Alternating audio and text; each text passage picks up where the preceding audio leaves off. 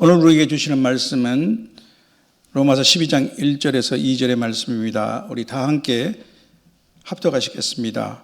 그러므로 형제들아, 내가 하나님의 모든 자비하심으로 너희를 권하노니 너희 몸을 하나님이 기뻐하시는 산 제물로 드리라. 이는 너희가 드릴 영적 예배니라. 너희는 이 세대를 본받지 말고 오직 마음을 새롭게 함으로 변화를 받아 하나님의 선하시고 기뻐하시고 온전하신 뜻이 무엇인지 분별하도록 하라. 아멘.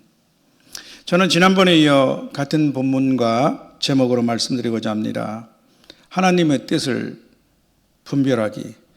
지난번 설교가 일종의 개관이라면 조금 다른 각도에서 구체적인 실행과 적용 면에서 살펴보고자 합니다. 먼저 하나님의 입장에서 한번 생각해 보겠습니다. 12장 1절에 그러므로에 함축된 것입니다. 하나님의 뜻은 하나님의 본성과 성품을 드러냅니다. 하나님은 우리 인간에게 하나님의 뜻을 계시해 주셨습니다. 그것이 성경입니다. 특히 로마서에서는 하나님의 사랑과 긍휼 그리고 구원의 은총이 아주 자세히 설명되어 있습니다. 하나님의 선하고 기뻐하시고 온전하신 뜻은 마침내 예수 그리스도를 통하여 완전히 계시되었습니다. 하나님의 뜻은 더 이상 조각난 퍼즐 같은 계시가 아니라 예수 그리스도 안에서 최종적으로 그리고 결정적으로 드러났습니다. 옛적에는 선지자들을 통하여 여러 부분과 여러 모양으로 말씀하신 하나님이 이 모든 마지막 날에는 아들을 통하여 우리에게 말씀하셨으니라고 히브리서는 말씀합니다. 그 하나님의 아들 예수님은 이렇게 말씀하셨습니다. 내가 하늘에서 내려온 것은 내 뜻을 행하려 함이 아니요 나를 보내신 이의 뜻을 행하려 함이니라. 내 아버지의 뜻은 아들을 보고 믿는 자마다 영생을 얻는 이것이니 마지막 날에 내가 그를 다시 살리리라. 요한복음 6장 38절 그리고 40절 말씀입니다. 하나님의 뜻의 결정은 예수 그리스도의 십자가 죽음과 부활입니다. 성경은 이렇게 말씀하십니다. 그리스도께서 하나님 곧 우리 아버지의 뜻대로 우리 죄를 대속하기 위하여 자기 몸을 주셨다고 갈라디아서 1장 4절 말씀입니다. 또한 예수는 우리가 범죄한 것 때문에 내어줌이 되고 또한 우리를 의롭다 하시기 위해서 살아나셨느니라. 로마서 4장 25절 말씀입니다. 예수님의 십자가 죽음은 우리에 대한 하나님의 사랑을 보여주시는 결정적 증거입니다. 우리가 아직 죄인 되었을 때 그리스도께서 우리를 위하여 죽으심으로 하나님께서 우리에게 대한 자기의 사랑을 확증하셨습니다. 이 말씀 앞에서도 혹시라도 하나님의 사랑을 의심하는 사람들이 있다면 십자가를 바라보십시오. 성경 안에서 십자가의 의미를 다시 발견해 보십시오. 이런 사람들에게 성경의 경고는 엄중합니다. 만일 우리의 복음이 가려졌으면 망하는 자들에게 가려진 것이라. 그 중에 이 세상의 신이 믿지 아니하는 자들의 마음을 혼미하게 하여 그리스도의 영광의 복음의 광채가 비치지 못하게 하미니 그리스도는 하나님의 형상이니라. 하나님의 뜻은 죄로 인하여 하나님과 원수된 인간과 모든 만물이 그리스도 안에서 화해하고 화합하는 것입니다. 하늘에 있는 것이나 땅에 있는 것이 다 그리스도 안에서 통일되게 하려 하심이라. 에베소 1장 10절 말씀이죠. 이것이 그때 예수님이 이 땅에 오시기 전까지 감춰져 있던 하나님의 뜻의 비밀이었습니다. 또한 하나님의 뜻을 알고 행하는 길은 그리스도를 닮는 것입니다. 이것이 하나님이 우리를 택하시고 구원해 주신 목적이기 때문입니다. 성경은 이렇게 말씀하십니다. 하나님은 미리 아신 자들을 그 아들의 형상을 본받게 하기 위하여 미리 정하셨고 그 아들의 형상을 본받게 하기 위하여 미리 정하셨고 또 미리 정하신 그들을 또한 부르시고 부르신 그들을 또한 의롭다 하시고 의롭다 하신 그들을 또한 영화롭게 하셨느니라. 성도 여러분, 지금까지 우리는 하나님의 뜻이 예수 그리스도 안에서 예수 그리스도를 통하여 완전하고 결정적으로 드러난 것을 살펴보았습니다. 그것은 예수 그리스도의 십자가 죽음과 부활입니다. 복음입니다. 우리 성도는 이 복음을 듣고 예수님을 믿고 구원받은 사람들입니다.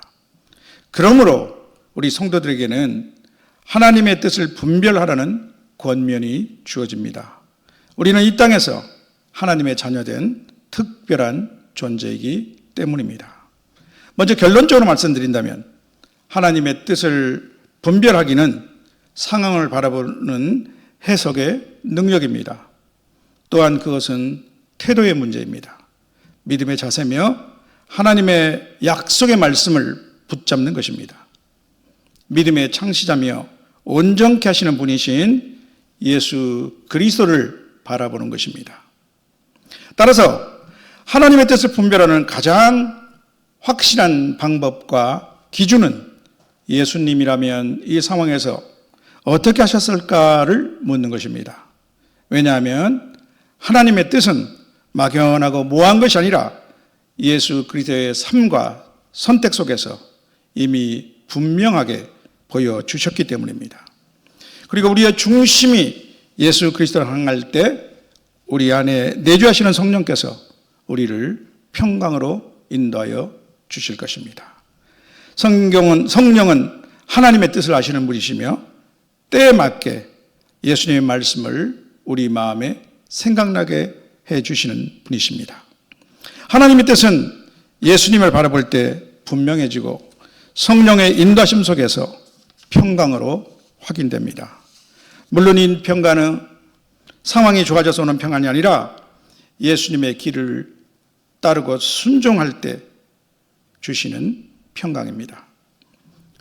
이제부터 우리가 삶에서 맞닥뜨리게 되는 여러 상황 속에서 예수님을 바라보고 성령의 인도하심을 따를 때 하나님의 뜻이 어떻게 분별되는지를 하나씩 살펴보도록 하겠습니다. 첫째로 역경과 고난의 자리에서입니다. 이때 우리 성도라면 바로 기억하게 될 하나님의 말씀이 있을 것입니다. 하나님을 사랑하는 자, 곧 그의 뜻대로 부르심을 입은 자들에게는 모든 것이 합력하여 선을 이루느니라. 또한 이 말씀이 있습니다. 사람이 감당할 시험 밖에는 너희에게 당한 것이 없나니 오직 하나님은 미쁘시사 너희가 감당하지 못할 시험당함을 허락하지 아니하시고 시험당할 즈음에 또한 피할 길을 내사 너희로 능히 감당하게 하시느니라. 고린도전서 10장 13절 말씀이죠. 믿음 없는 사람들은 왜 하필 남입니까? 불평하며 원망하고 또 천전 끝에 신앙을 이탈하기도 합니다. 그러나 하나님의 뜻을 분별하는 우리 성도는 이 상황 속에서도 하나님의 뜻이 있다라고 믿고 또 인내할 것입니다.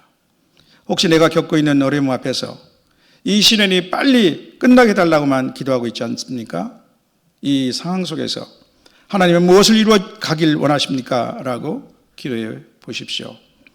하나님의 선하신 뜻은 고난을 제거하는 데만 있지 않고 고난 가운데서도 하나님을 신뢰하는 우리의 믿음을 키워 가시는 데 있습니다. 고난 속에서 우리는 정금같이 빚어질 것입니다. 두 번째로 가까운 가족이나 친지의 죽음 등 큰 상실에 처했을 때입니다. 그의 경건한 자들의 죽음은 여호와께서 보시기에 귀중한 것이로다. 시편 116편 15절에 이렇게 말씀하고 계십니다. 죽음은 삶의 끝이 아닙니다. 주님 안에서 새로운 삶의 시작입니다. 영원한 안식입니다. 우리 믿음의 성도와 일반 사람들 간 가장 극명한 차이가 있다면 죽음에 관한 태도일 것입니다. 그들에게 죽음은 상실이며 영원한 이별일 뿐입니다. 죽음은 허무와 무지와 미지와 두려움입니다. 저는 근래에 가까운 사람들의 죽음을 4차례 경험했습니다. 지난 수요일 제 5살 아래 동생이 먼저 하나님의 부르심을 받았습니다. 우리 2남 3녀의 형제 자매 중에서 혼자서 예수님을 믿지 않아서인지 이 동생은 그동안 많은 시행착오도 하고 너무나 고생도 많았습니다. 그러다 몸은 질병으로 만신창이가 되고 매주 3번씩 혈액 투석까지 받아야 했습니다. 그의 2 자녀에게는 물론이고 우리 형제들에게도 큰 걱정과 아픔이 되는 항상 아린 손가락이었습니다. 그러나 하나님의 큰 은혜가 있었습니다. 그러나 몇 년 전부터 예수님을 믿게 되었다고 고백했습니다. 그래서 감사하게도 우리는 그의 장례를 기독교식으로 치를 수 있었습니다. 모든 가족은 이별의 슬픔 속에서도 장차 천국에서의 죄를 소망하는 기쁨을 누렸고 또 장례식 기간은 주님 안에서 아픈 상처의 치유와 화해와 그리고 위로 각자의 또 위치에서 신앙의 재분발을 다짐하는 소중한 시간이 되었습니다. 몇 주 전에는 또 전혀 예상하지 못한 부음을 받았습니다. 크리스천 의사로 내비게이터 선교의 평생 간사로 영혼 구원에 열심을 가졌던 한 고교 동창의 소식이었습니다. 갑자기 심근경색으로 그 의사 친구가 그렇게 황급하게 이 땅의 삶을 마감할지는 아무도 몰랐습니다. 갑작스러운 이별에 충격을 받았지만 생명의 주관자는 하나님이심을 깊이 깨닫고 우리에게 허용된 시간의 소중함을 되새겨 보게 되었습니다.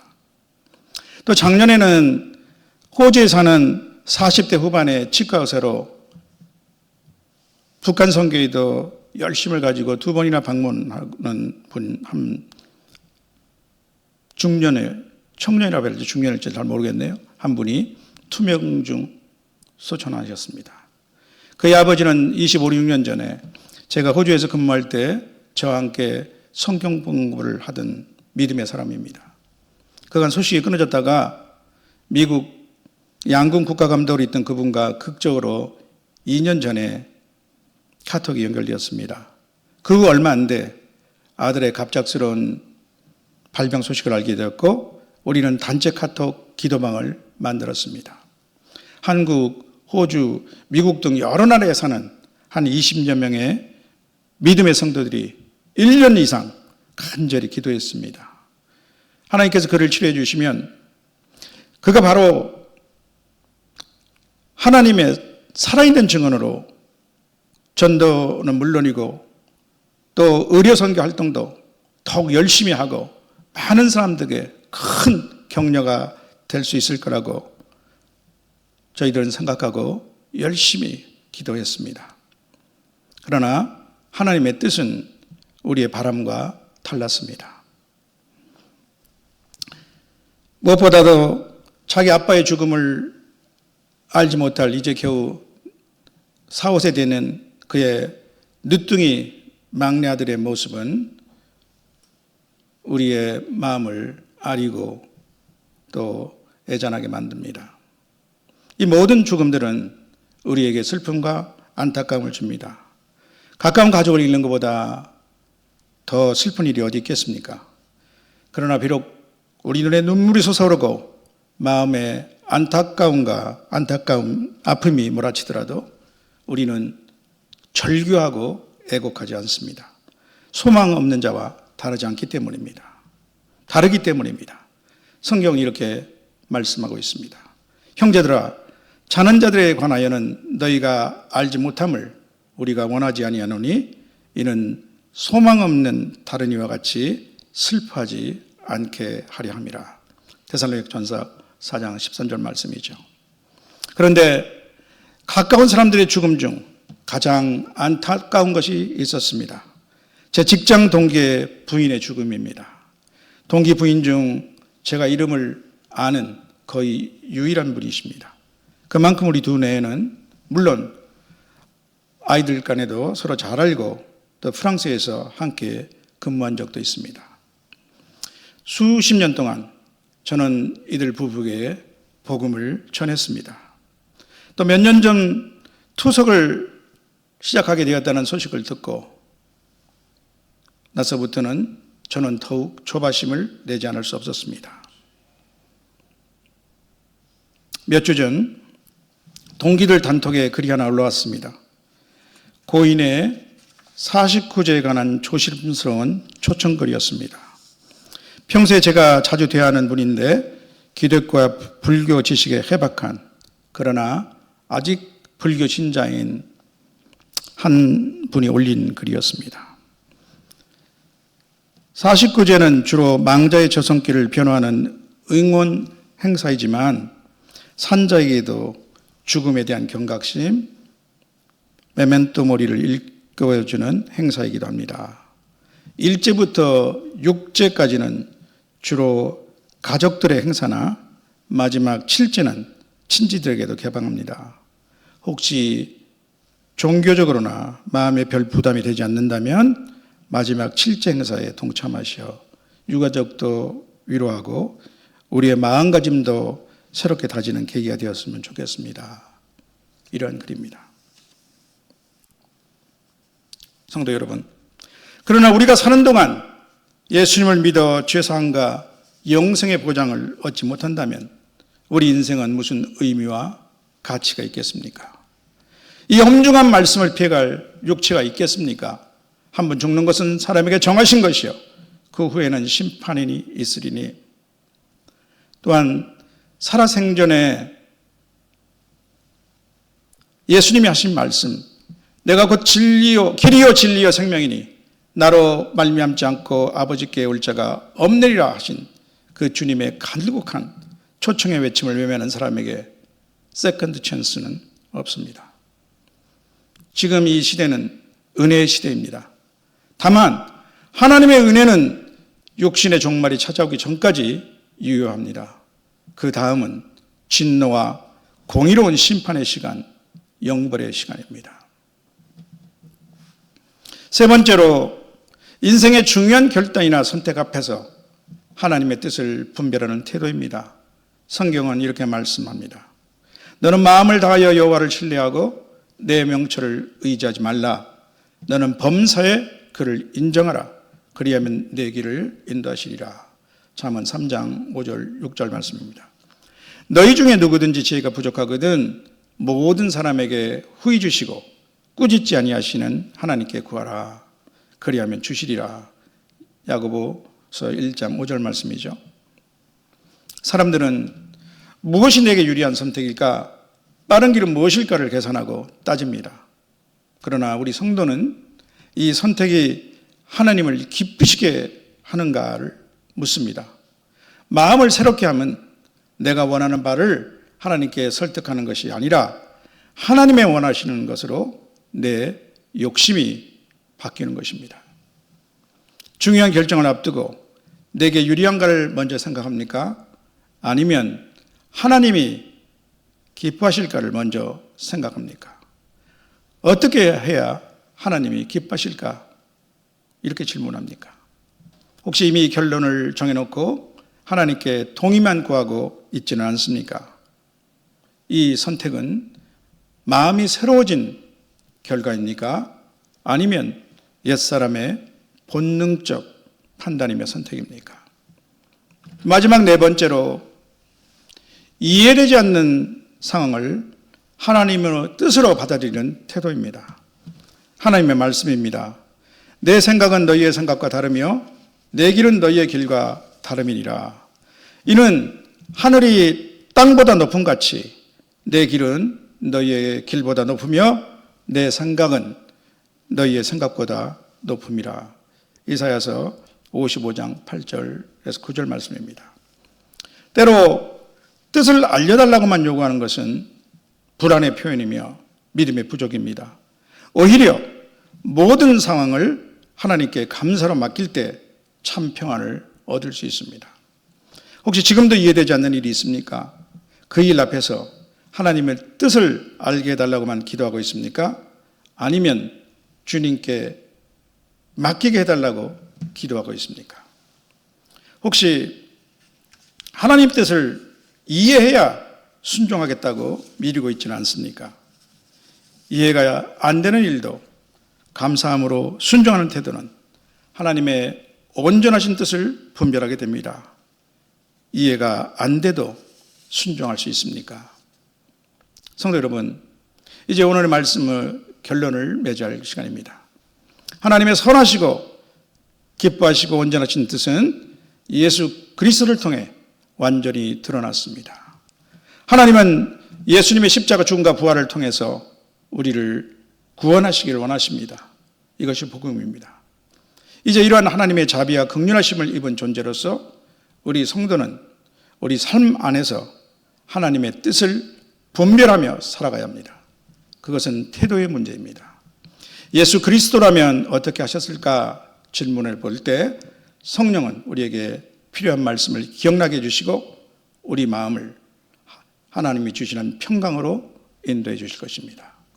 오늘 우리는 고난과 역경의 자리에서 사랑하는 사람의 죽음 등 큰 상실의 상황에서 또 인생의 중요한 결단의 순간 앞에서 그리고 도무지 이해할 수 없는 상황 가운데서 우리 성도가 취할 태도를 살펴보았습니다. 하나님의 뜻을 다 이해해서 순종하는 것이 아니라 하나님의 뜻을 신뢰하는 사람이 순종합니다. 가장 중요한 것은 하나님의 뜻은 모든 사람이 멸망치 않고 그리스도 복음으로 구원을 얻는 것입니다. 하나님의 뜻에 의하여 우리 각자는 예수님의 믿음을 믿어 구원을 받았습니다. 하나님은 우리를 통하여 더 많은 사람이 구원을 얻기를 원하십니다. 사랑하는 성도 여러분, 하나님은 뜻을 알고 싶으십니까? 혹시 하나님의 뜻은 이미 분명한데 혹시 내가 순종하기 싫어서 모른 척하고 있지는 않습니까? 오늘 예배를 마치고 돌아가는 삶의 자리에서 다시 한번 이 질문을 해보시기를 바랍니다. 예수님이라면 지금 이 자리에서 어떻게 하셨을까?